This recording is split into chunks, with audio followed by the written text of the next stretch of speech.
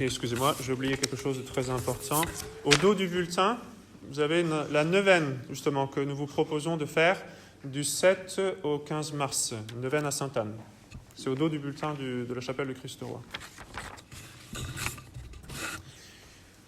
Au nom du Père et du Fils et du Saint-Esprit, ainsi soit-il. Donc nous allons faire cet après-midi cette adoration de réparation des 40 heures, et je voudrais par conséquent en parler un petit peu, parler des 40 heures. C'est une coutume très ancienne qui veut que l'on se relaie donc en adoration réparatrice devant le Saint-Sacrement pendant 40 heures. Ça, c'est l'idéal. Ce n'est pas toujours possible de faire 40 heures, mais en principe, quand on le peut, c'est 40 heures. Donc, traditionnellement, ça se faisait surtout avant le carême. C'est pour ça qu'on le fait aujourd'hui. Donc, du dimanche de la Quinquagésime jusqu'à... On fait toute la journée du lundi, et puis jusqu'au mardi avant le mercredi des Cendres. Dans les premiers siècles de l'Église, il était de coutume de faire une grande veillée de 40 heures au moment de la Semaine Sainte. Donc, depuis la mort de notre Seigneur, donc, l'après-midi du Vendredi Saint, jusqu'à sa résurrection au dimanche de Pâques, on se relayait pour prier dans l'Église, une grande vigile, une grande veille de prière qui durait 40 heures. Ce chiffre 40 heures, donc, nous rappelle le temps que notre Seigneur a passé au tombeau, donc entre sa mort et sa résurrection. Et Saint Augustin le met en parallèle, ce temps de 40 heures, aussi avec les 40 jours que notre Seigneur a passé après sa résurrection, avant son ascension sur la terre. Cette vénération du Christ au tombeau fut reprise au XVIe siècle en dehors de la Semaine Sainte, avec cet aspect eucharistique, surtout en réponse aux protestants, qui niaient la présence réelle, la transsubstantiation. Et donc, on a voulu réparer pour ces crimes, parce que ce n'était pas uniquement quelque chose de théorique, c'est-à-dire de négation. Il y avait aussi beaucoup d'outrages, de profanation qui étaient commises. Et donc, c'était une façon de réparer pour ce genre de choses.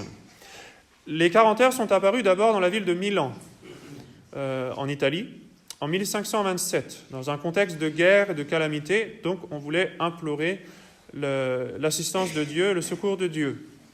Une dizaine d'années après, à Milan également, s'était établie une belle coutume de faire des processions et une adoration perpétuelle. En fait, quand une paroisse arrivait au bout des 40 heures, une autre paroisse du diocèse ou de la ville commençait son adoration des 40 heures. Et ainsi, le Saint-Sacrement était exposé dans différentes paroisses à tour de rôle pour implorer le secours de Dieu. Donc c'était le début, on peut dire, de l'adoration perpétuelle. Cela va être repris, bien sûr, en beaucoup d'endroits, par diverses congrégations et même par de grands saints. Par exemple, saint Philippe Néri, au milieu du XVIe siècle, a organisé cela à Rome également. Il faisait les 40 heures au début de chaque mois, dans la ville de Rome. À Messine, quand la ville fut assiégée par les Turcs, en 1552, les jésuites organisèrent également des 40 heures pour obtenir la libération de la ville. Saint Charles Borromée, en 1575, il déplore dans une lettre pastorale le relâchement que même les catholiques, le relâchement auquel les catholiques s'adonnèrent dans le temps de la Septuagésime, qui est le temps du carnaval, vous savez. Et les catholiques, parfois, y participaient, ou au moins, ils étaient un peu trop sympathiques envers ça, on va dire ça comme ça. Et donc, Saint Charles Borromée a réglé l'organisation des 40 heures dans son diocèse, qui est le diocèse de Milan, là aussi, le plus grand diocèse d'Europe, pour les 3 jours précédant le carême, donc en réparation, et pour contrer les abus et les débordements du carnaval. À la fin du XVIe siècle, le pape Clément VIII a introduit cette coutume également, avec son autorité apostolique, dans la ville de Rome, au début juste avant le carême. Et cela va être repris par ses successeurs et codifié d'une façon assez précise. En France, les 40 heures font leur apparition à Paris en 1574, grâce à l'intervention d'un jésuite, le père Auger, qui a obtenu de l'archevêque de Paris que les 40 heures soient organisées dans toutes les églises de la capitale. Et de Paris, cette pratique se répandit bien vite dans les provinces, un peu partout en France. Pour vous donner quelques exemples, à Gap, en 1618, plus de 100 000 personnes allèrent adorer le Saint-Sacrement pendant les 40 heures. Donc c'était quelque chose de très populaire qui attirait les populations. qui prenait à cœur d'honorer notre Seigneur et de réparer tous les outrages dont il était victime dans le Saint-Sacrement. En 1617, dans la ville de Cahors, il y a eu également une célébration des 40 heures organisée par les jésuites dans leur église. Il y avait tellement de monde que ça a causé des émeutes, parce que les gens n'arrivaient plus à rentrer dans l'église. Alors ils ont commencé un petit peu à s'émécher. Donc, bon, c'était un zèle un petit peu peut-être déplacé, mais enfin au moins ils voulaient rentrer, ils voulaient adorer notre Seigneur et faire amende honorable pour tous les outrages dont il est victime. En 1628, à Gap, plus de 1500 protestants se convertirent à l'occasion des 40 heures et firent abjuration de leurs hérésies. Et ce qui a été pour eux la dernière goutte d'eau, on va dire, ce qui les a motivés à faire cela, ça a été la splendeur de l'organisation là, à Gap des 40 heures, où ils avaient fait un magnifique reposoir, et ça les avait tellement frappés de voir l'honneur que l'on rendait au Saint-Sacrement, qu'ils se sont à ce moment-là convertis. Pour la petite histoire, à Paris, il y a une église dans laquelle il est très coutumier de célébrer les 40 heures, c'est Saint-Nicolas du Chardonnay. Dès 1616, on voit cette habitude s'établir, et c'est une habitude qui va traverser les siècles. Ce sont les jésuites français, et surtout Saint Jean-François Régis, qui généralisa cet usage des 40 heures, donc à la quinquagésime, pour bien commencer le carême en faisant réparation. Bien sûr, cette coutume souffrit à la Révolution française. Elle disparut en beaucoup d'endroits. Elle va être rétablie dans certains diocèses avec plus ou moins de difficultés. Les guerres mondiales également ont porté un coup à cette pratique. Mais enfin, elle revenait. L'ordo du diocèse de Rennes, par exemple, des années 1950, spécifie, donne un calendrier des différentes paroisses qui doivent faire les 40 heures à différents moments de l'année. Et donc, on voit que c'était une pratique qui se faisait encore avant Vatican II. Le nombre 40, bien sûr, est très important. Il nous rappelle les 40 heures au tombeau. Il nous rappelle aussi les 40 jours du carême, bien entendu. Pour vous encourager à venir adorer notre Seigneur, à faire ainsi réparation, je voudrais vous raconter une petite histoire, non pas d'une adoration des 40 heures, mais d'une adoration qui a duré 7 ans. C'est une histoire qui a lieu pendant la Révolution française, dans le sud de la France, près de Perpignan, dans une petite ville qui s'appelle Pézilla-de-la-Rivière, donc à quelques kilomètres de Perpignan. On est en 1793, et bien sûr, le culte est très compliqué. On a du mal à célébrer la messe, à administrer les sacrements. Les prêtres doivent se cacher, parfois s'enfuir. Mais il y a des moments où les choses vont un petit peu mieux. Et donc, au mois de septembre, le curé de ce village, qui s'appelait l'abbé Péronne, revint et célébra la messe le 15 septembre, le jour de Notre-Dame des Sept Douleurs. Il célébra la messe, il donna la communion à tous les paroissiens qui étaient venus. Il organisa même une procession du Saint-Sacrement ce jour-là.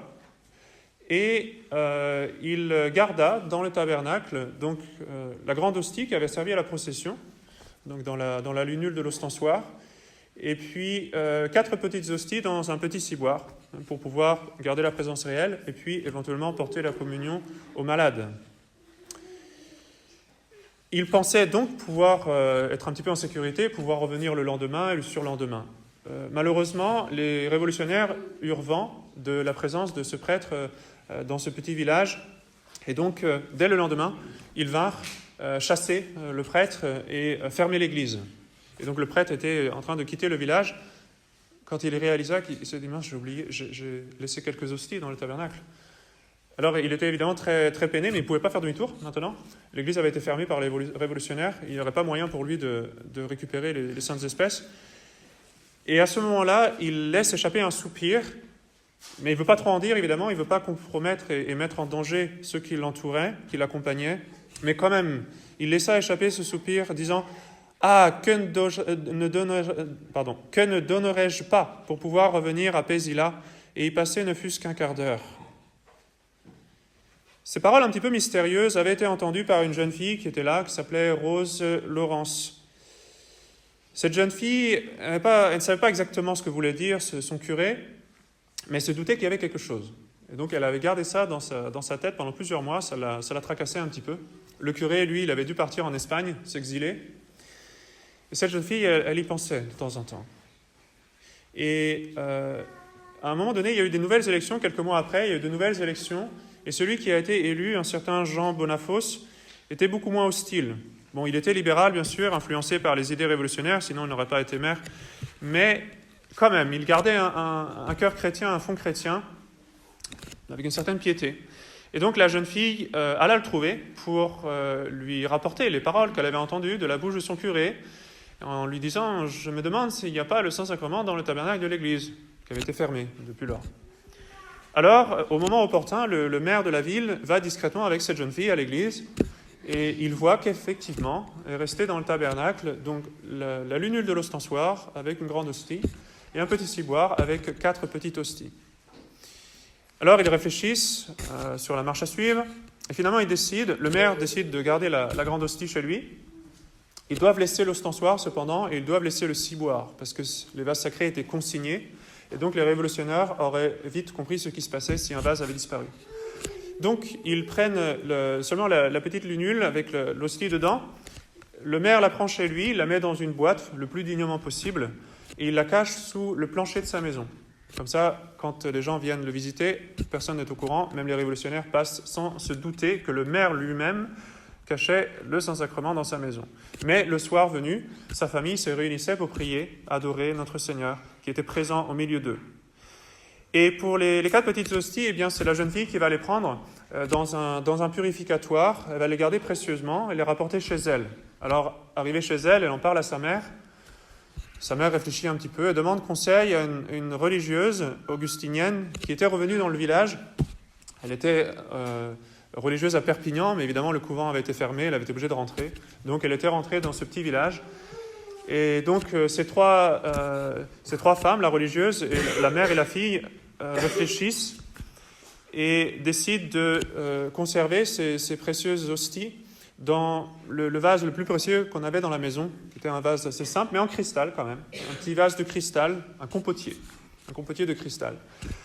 Et donc elles déposent là les saintes espèces, et elles essaient, d'une façon qui soit à la fois cachée, mais digne quand même, de garder la présence réelle dans leur maison. Elles font un petit trou dans le mur, elles mettent un petit coffret comme pour faire un petit tabernacle. La religieuse arrive même à un moment donné à coudre un petit pavillon, c'est le petit voile qui couvre le ciboire, pour mettre sur ce ciboire de fortune, qui était ce petit compotier de cristal. Et là, elles adoraient le Saint-Sacrement.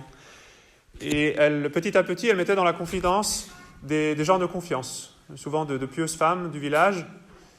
Et alors, elles avaient établi un code, on va dire, pour se relayer et pour savoir si on pouvait aller visiter le Saint-Sacrement. Donc, quand on rencontrait Madame Laurence au village, on lui demandait si elle n'avait pas du persil à nous donner, ou de la lessive, ou je ne sais quoi.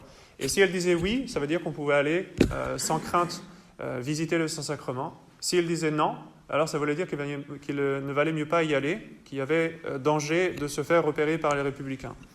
Et donc, de cette façon-là, s'organise une adoration plus ou moins continuelle, on peut dire, du Saint-Sacrement pendant de longues années, parce que le curé n'est pas capable de rentrer avant le concordat.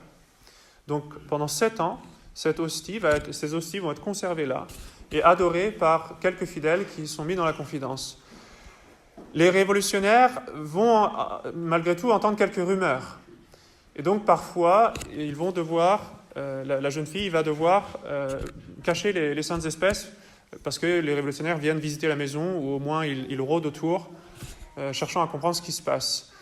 Et donc, plusieurs fois, elle a été obligée de les cacher, mais à chaque fois, on a été capable de les remettre et d'échapper ainsi aux révolutionnaires.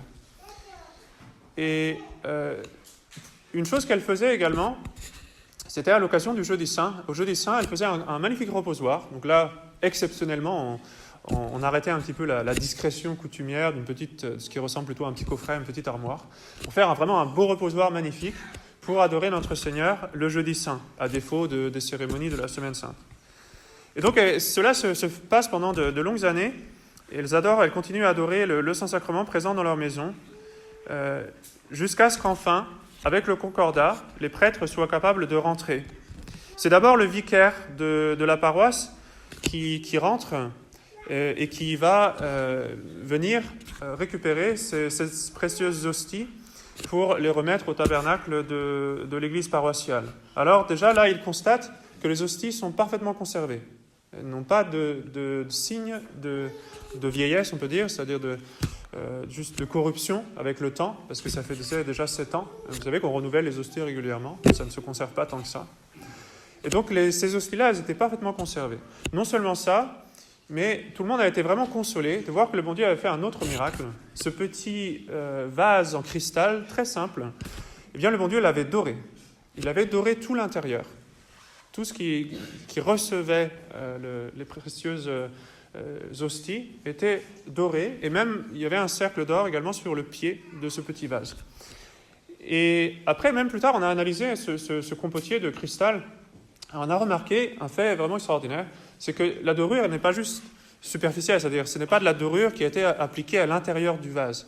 C'est dans le cristal lui-même, de façon assez mystérieuse, qu'il y a cette dorure. Et donc évidemment, ça a été une grande consolation pour les fidèles, et ça a été comme un sceau, on peut dire, d'approbation de la part du bon Dieu, et de remerciement, on peut le dire, vis-à-vis de ces années d'adoration que les fidèles avaient données à notre Seigneur dans la Sainte Hostie. Donc vous voyez, c'est un bel exemple qui doit vous encourager à l'adoration, même là c'était un temps de grande persécution. Alors nous ne sommes pas pourchassés par les Bleus, mais notre Seigneur, lui, par contre, est quand même chassé des églises. C'est difficile de trouver la présence réelle, de pouvoir l'adorer. Et c'est d'une certaine façon plus pernicieux encore. Alors, pensez à venir adorer notre Seigneur, et sachez que notre Seigneur compte tout cela. Il voit tout cela, il voit les moments d'adoration. Alors, ce n'est pas forcément sur le moment. Vous voyez là, c'est seulement 7 ans après qu'on retrouve le petit vase doré. Le bon Dieu avait manifesté ainsi son approbation et son contentement de tous ces efforts qui avaient été faits pour l'adorer et pour réparer. On peut imaginer facilement qu'une des choses pour lesquelles ils ont prié continuellement devant le Saint-Sacrement, c'était la fin de la terreur, le retour de leurs prêtres, la possibilité de réouvrir les églises et d'avoir à nouveau la présence réelle dans chaque église paroissiale. C'est une grâce que l'on peut demander aujourd'hui encore.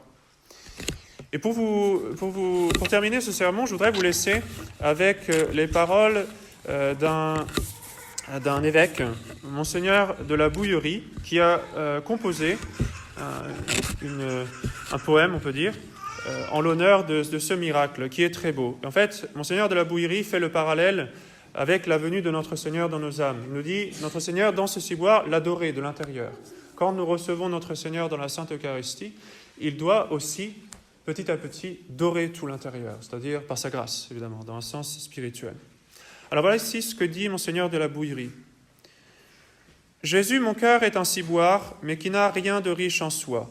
Pour lui renouvelle l'histoire du ciboire doré par toi. L'humilité, la modestie, la patience, la douceur, voilà, divine Eucharistie, la dorure que veut mon cœur. Mais le cristal se laisse faire, de nous il en est autrement. Dieu nous donne comme ce verre, Dieu nous dore comme ce verre, et nous brisons notre ornement. Ô Jésus, désormais fidèle, je ne veux plus t'abandonner et ne pas perdre une parcelle de l'or que tu sais me donner. C'est la morale de l'histoire que j'ai lue en un manuscrit au sujet d'un petit ciboire qui fut doré par Jésus-Christ. Au nom du Père et du Fils et du Saint-Esprit, ainsi soit-il.